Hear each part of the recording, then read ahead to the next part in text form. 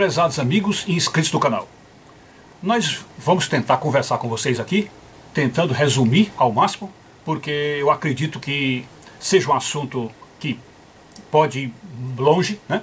Mas é começando a ideia a partir desse ponto, o que nós poderíamos chamar de o dilema de Deus, ou o drama de Deus, né? O dilema que estaria em Deus por ocasião da desobediência de Adão e Eva. Ou seja, a partir daquele pecado original. Que dilema, qual foi o dilema que entrou na cabeça de Deus? É que ele, por ser um Deus amoroso, um Deus misericordioso, jamais abandonaria os seus filhos depois da desobediência, não os largaria por aí sem nenhuma chance de salvação. Então ele iria tentar salvar. E a salvação, assim como o pecado foi algo que veio do primeiro casal para a humanidade inteira, ele evidentemente gostaria também de ter uma salvação que de um só viesse a salvação para a humanidade inteira, né? E foi justamente isso que aconteceu. O plano de salvação dado em Cristo é de um só homem salvando a humanidade inteira, como também por um só homem entrou o pecado, né? Que é o que a Escritura Sagrada fala lá em Romanos, né? Pois bem, mas aí qual foi o dilema? O dilema que estava na cabeça de Deus é que há duas maneiras de você conduzir as almas para a salvação. Há duas maneiras. Há aquela maneira que eu chamaria, entre aspas, de libertária. É aquela maneira que você simplesmente joga a semente por aí e espera que essas almas vão colhendo essas sementes, como passarinhos que vão colhendo a semente quando a semente cai pela estrada. Então as pessoas vão comendo individualmente. E o segundo plano é que haja alguém no meio do roçado que vai com a sua mão lançando as sementes e os passarinhos vão seguindo aquele sujeito com as sementes, né? É aquela ideia do pastor e o rebanho, né? O pastor vai na frente, vai com a sua voz, e as ovelhas vão seguindo a voz do pastor, né?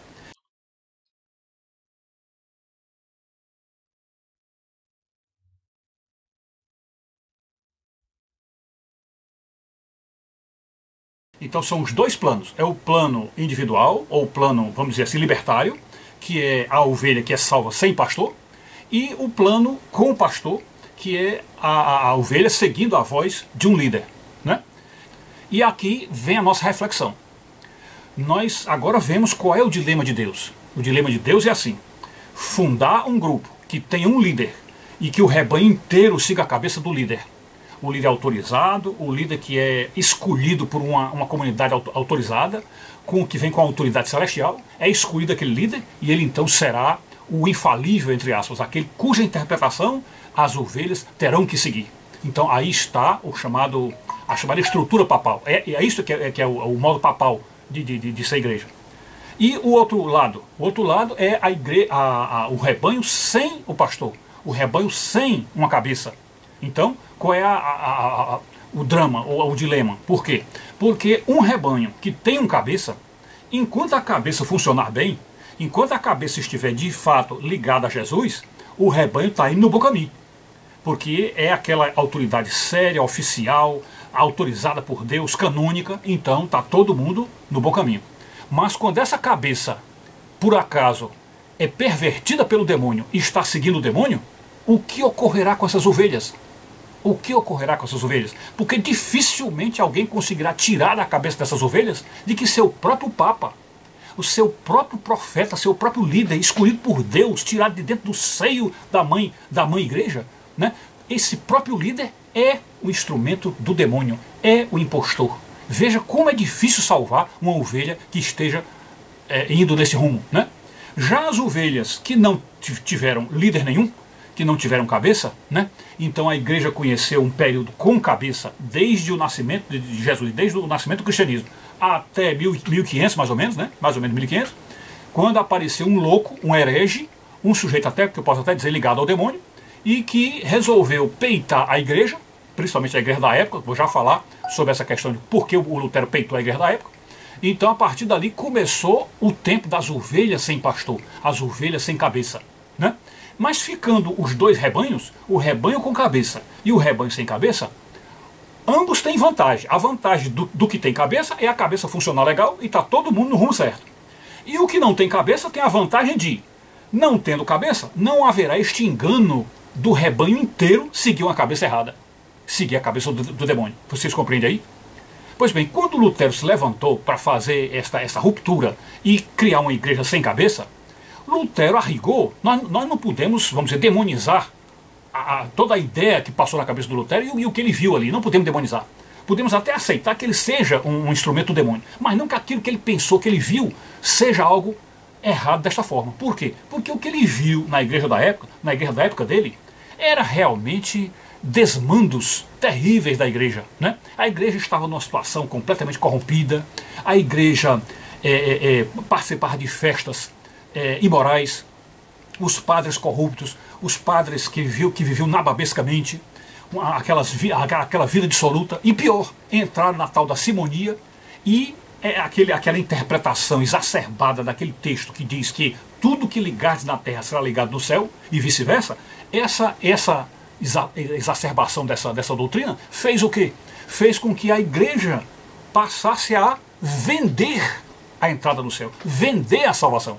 Então chegou ao absurdo de que a pessoa pagando dinheiro, usando dinheiro, compraria a sua própria salvação. Ok? Então foi contra este pecado que Lutero teve o seu instinto despertado. Ele se despertou aí para lutar contra a igreja.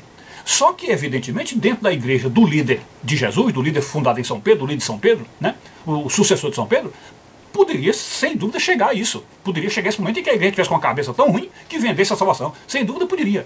Então, o que Lutero deveria ter feito, e aí está o erro dele, foi não ter tentado corrigir a igreja por dentro e não fundar outra. Tentar corrigir a igreja por dentro. Porém, parece que nós não podemos imaginar os planos de Deus, a profundidade dos planos de Deus ninguém conhece. Pode ser que Deus tenha visto que, com Lutero, as duas igrejas estariam vivas no mundo e, portanto, o demônio não poderia pegar nenhuma nem outra, né? Porque se o demônio tomasse a cabeça de um papa e o rebanho católico fosse todo atrás do papa e se perdesse, ele estaria com o rebanho livre e solto para conduzir a salvação, que era o rebanho protestante. E se fosse o contrário, a igreja católica tivesse um papa legal e os papas todos seguissem o evangelho, todos corretamente seguindo Jesus, e portanto estava todo mundo salvo, a igreja protestante, por sua vez, estaria perdida, porque não teria um líder e estariam na maior confusão entre 1001 doutrinas, 1001 divisões, e todos se perderiam. Então parece que os dois ramos do cristianismo ficaram, vamos dizer, vivos por vontade de Deus, pela plena liberdade de Deus, por ver vantagem numa coisa e noutra, e deixou os dois rebanhos livres, os dois rebanhos vivos, para que as circunstâncias históricas e o passar do tempo fosse gerando almas para ele, almas aqui, almas acolá, almas aqui, almas acolá. Parece que foi isso. Então eu estou traduzindo aí para vocês essa questão que é complicada da gente falar, mas eu estou dizendo que na situação atual com a qual a Igreja Católica se vê, a situação de hoje, eu sinceramente não sei dizer se é pior hoje ser um protestante ou ser um católico. Porque como o católico de hoje está todos rezando essa missa uno cum, é a missa una com Francisco, e o Francisco hoje, sabemos, é um servo do demônio, então evidentemente o católico que está nessa situação, está numa situação periclitante, está como que seguindo a besta fera, né? Então os protestantes que estão sem cabeça, estão lá, poderão, quem sabe, estar ouvindo a voz realmente do Senhor, porque o Senhor, como o Evangelho de João diz, né? O Espírito Santo sopra onde quer, nós ouvimos a sua voz, mas não sabemos de onde é que a voz vem. Então, como o Espírito Santo sopra onde quer, ele pode estar soprando lá dentro da igreja protestante e está salvando muita gente. E é isso que acreditamos no plano de Deus. É desta forma que acreditamos, porque Deus não tem limite e Deus não tem barreiras, Deus não tem impedimento para salvar as almas. Ele salva almas aonde Ele quiser, e em qualquer religião, em qualquer situação. E como nós católicos acreditamos no purgatório, cremos até que Deus salva almas até depois da morte, coisa que os protestantes não acreditam. Nós acreditamos que Ele salva almas até mesmo dentro do purgatório. Essa é a maneira de nós enxergarmos as coisas como estão hoje, porque a igreja de hoje, infelizmente, a igreja de hoje inteira está afundada na lama do pecado, na lama que vem da manipulação do próprio demônio na cabeça, no líder maior da igreja. Infelizmente é isso, e aí o que podemos fazer, né? Nós estamos em vida de oração e agora só mesmo muita reza, muita oração para ajudar a salvar este mundo. É isso. Valeu, tudo de bom, paz e bem.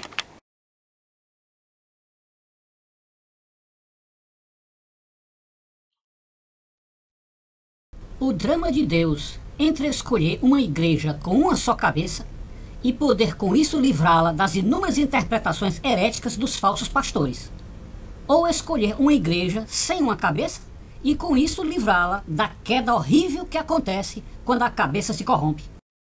Chego a pensar que quando os católicos são enganados pelo próprio Papa, sua situação fica pior que a dos protestantes.